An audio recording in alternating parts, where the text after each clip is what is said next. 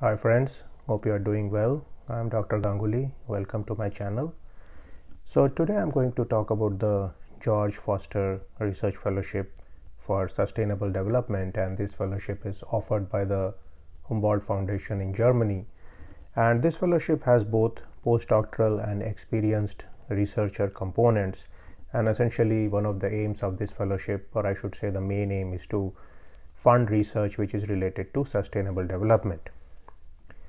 Now let's look at who can apply for this fellowship. Essentially, if you are somebody who is a citizen of a developing or transition country in accordance with the OECD guidelines, then you can apply for this fellowship. Now, essentially the OECD are some of the developed countries in the world. So essentially what's mentioned here is that if you are from one of the developing countries, you can apply, but one of the interesting thing is that two very large developing countries are excluded from this fellowship, and these are India and China.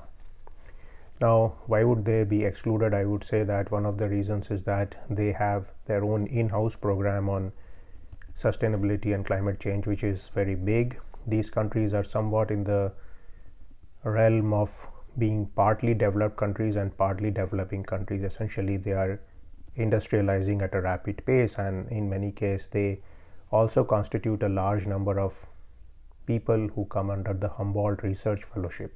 So essentially this fellowship has been created to give a chance to people from the other developing countries. For example, you can think of many countries in Africa, in different parts of Asia, and so on. So these people can apply to the Georg Foster Research Fellowship. Now this fellowship essentially funds a 6 to 24 month stay in Germany. This is for doing research. If you are going under the postdoc type of fellowship, you should have completed PhD less than 4 years ago. So essentially you were a graduate student, you have finished your PhD, and less than 4 years have gone by since then. You will be paid a stipend of 2,500 euro per month, and essentially various insurance expenses will be covered, cost of going back and forth from your home country to Germany will be covered, and so on. Now the second aspect is the experienced fellowship, and this is somebody who has completed PhD less than 12 years ago. So this would be useful for somebody who is an assistant professor. Maybe sometime you may be an associate professor also, because 12 years is a lot of time. So you may be a relatively young faculty in your institution, and maybe you are somebody who can take sabbatical leave. So remember that after 6 years of service in many institutions, you can take 1 year of sabbatical leave. And so this fellowship is very useful for taking sabbatical leave if you are somebody who is an experienced researcher.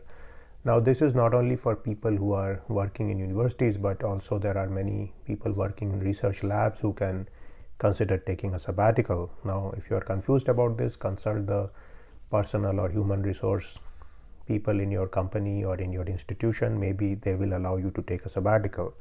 Now, beside the usual time this fellowship gives you for doing research, there is some extra time and funding you can get for a language fellowship. So essentially language is very important in Germany, because I have mentioned before also, a lot of the communication inside Germany takes place in German. So whether you are going to presentations, whether it's thesis defense, whether it's the talk around in the department meetings, or if they take you out for lunch, Germans would of course prefer to talk in German. So it's good if you have some knowledge of German here. What you can do is you can understand what's going on most of the time, and then you can of course give your statements back in the English language, because that's okay.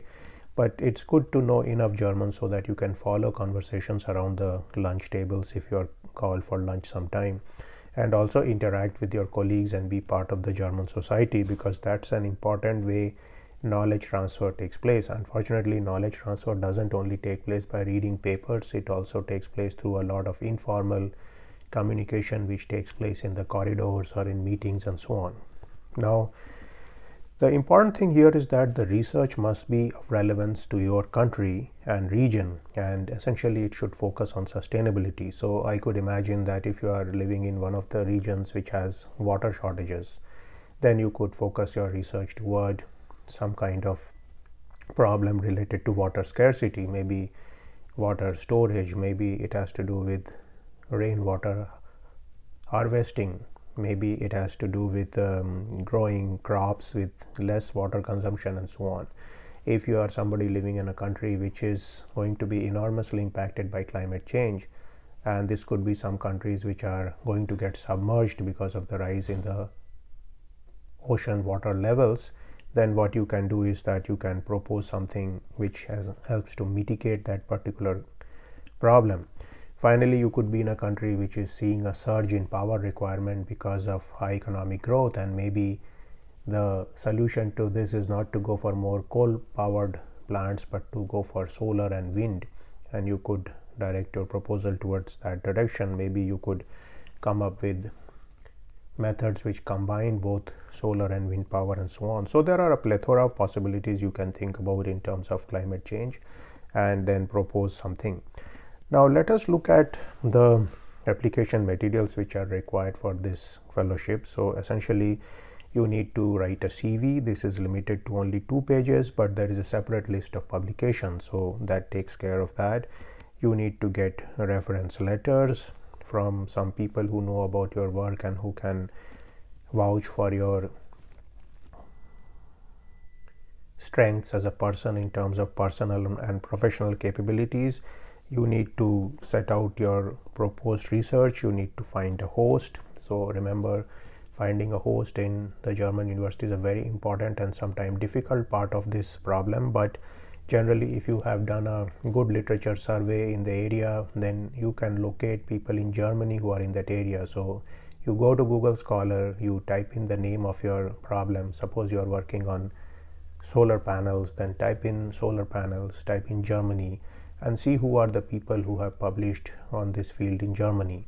And then you can make a list of these people. You can jot down their emails and you can send mails to them and try to find whether they are willing to host you.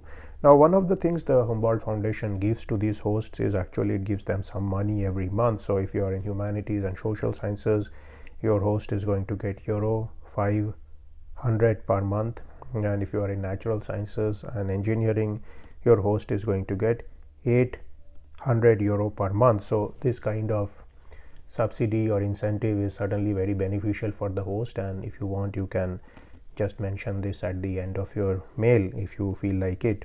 Now what's going to happen is that the people are going to peruse your research. They are going to send it to an external committee. There is going to be peer review by the Humboldt Foundation. They are going to make the decision based on various things, that is the breadth and depth of your research proposal, your future potential as a person, and so on.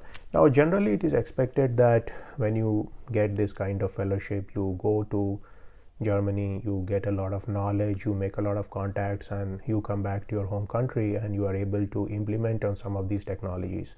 So whenever you are writing on this proposal, have a clear concept about how this fits in with your path back to your home country, because that's something they look to very closely in these situations. Now if you are looking for very fundamental research or basic research, the right place for that would be to go for the Humboldt Research Fellowships, because they are totally focused on cutting edge research on all topics, and those topics may not be relevant to the sustainability aspect. They may be very general in nature, but this fellowship is very sustainability focused because this is a clear and present challenge as far as the world is concerned, and so they are essentially paying people to help to contribute to mitigate the effects of climate change and various sustainability impacts. So think about applying for this fellowship. Like I told you, it's a very good possibility if you are working in any of the developing and transition countries. Furthermore, they have mentioned that if you are a woman or if you are from the least developed countries as classified by the United Nations, then you are most welcome. So I think in those cases your proposal is very likely to get accepted. So certainly if you are a female candidate or from least developed country, then you can take advantage of this fellowship very strongly. So that was my take today on the Georg Foster Research Fellowship for Sustainable Development. So if you are interested in going to Germany, spending a year or two in the salubrious climate of Germany, then you can apply for this fellowship.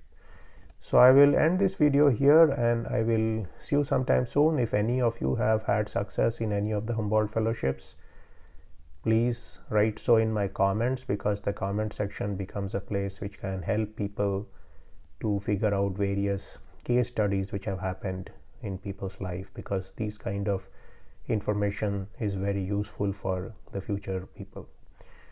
So I'll see you sometime soon. See you then.